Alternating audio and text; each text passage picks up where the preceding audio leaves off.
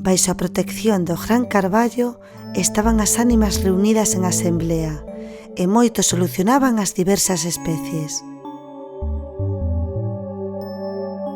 As ratas de auga alegaron que non se respeitaba o límite de idade.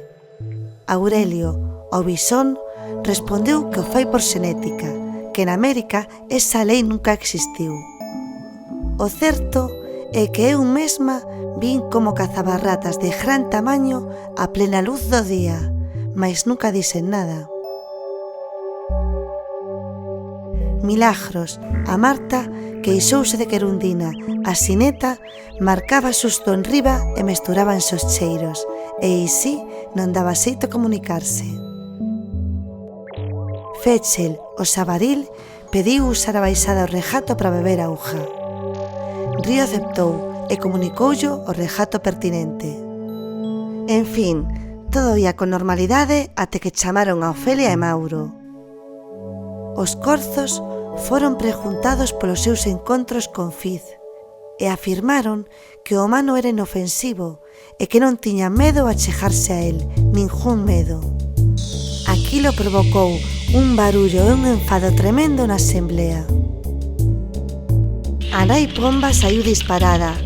O patrón xabaril dos Andrade foise refrejar pola lama para calmarse. O propio Río estaba que bufaba. A nai Cerva e o busato do castelo foron os encargados de redactar o comunicado que saiu daquela asemblea.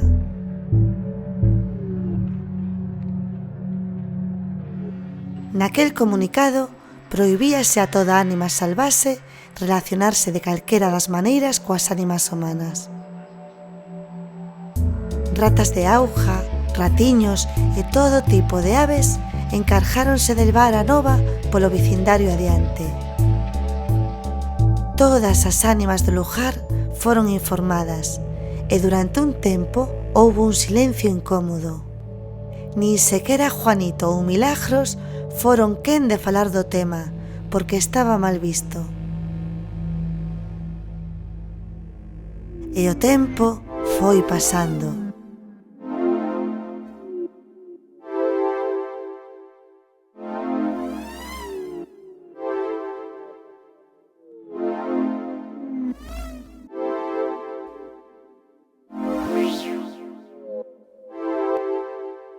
Pero era inevitable que Fiz e os corzos se encontrasen de novo, pois as rutinas destas ánimas coincidían no espazo e tempo.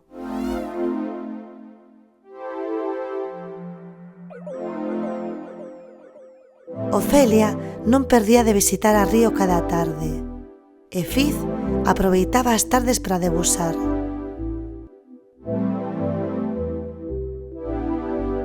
Cando estas dúas ánimas se atopaban, Ofelia facíalle sentir a Fiz que este pasaba desapercibido. Deixábao que seguise traballando.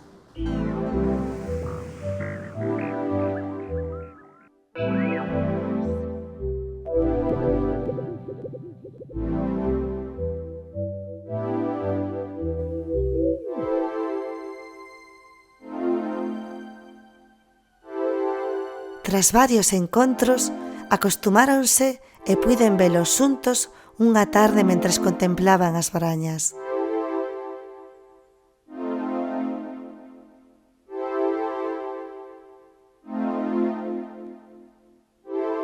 Os humanos non perciben ben os olores nin saben descifralos, pero Fiz, ao igual que outras ánimas salvases, dominaba o lugar coa vista e o oído.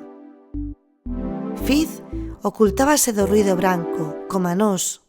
Sabía como agocharse e desaparecer rapidamente entre os regatos e os bosques de Ribeira. Podíase ler no seu rastro esa intención. Pese á prohibición da asemblea de non relacionarse con humanos, as ánimas viciñas non tiñan medo a Fiz e non o vían como un extraño, senón como unha ánima atratible. Unha tarde, Mauro ficou parado diante de Fiz e Ofelia seguiu o seu camiño. Mauro tiña curiosidade por verse retratado naquela cortiza de luz. Río xa lles contara que aquilo non era moi diferente ao espello de auga, mais el continuaba intrigado. Un son no bosque interrumpiu aquela calma. Búteo berrou dende as alturas.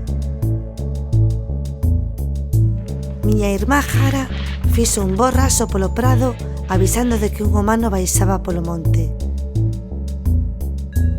Era Antonio, o cazador, polo camiño de arriba.